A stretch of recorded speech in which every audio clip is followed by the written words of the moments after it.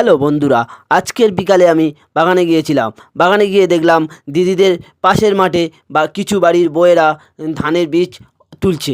সেখান থেকে দিদিদের বাগানে কি কি সবজি হয়েছে তা আপনাদের আজকে দেখাবো।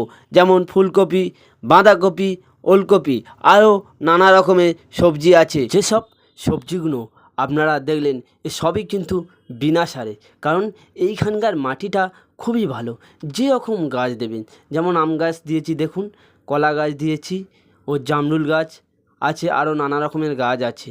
এসবই খুব বছর তিনেক হয়েছে, কিন্তু আম গাছে বোল এসে গেছে। দেখলেন তো, আপনারা ভালো লাগলে লাইক, শেয়ার, সাবস্ক্রাইব করে দেবেন। টাটা, ভালো থাকবেন। এর পরবর্তী ভিডিও আপনাদের আরও অনেক কিছু দেখাবো। I wish I could tell you that I want you here with me, but you'll never love me like the way we used to be.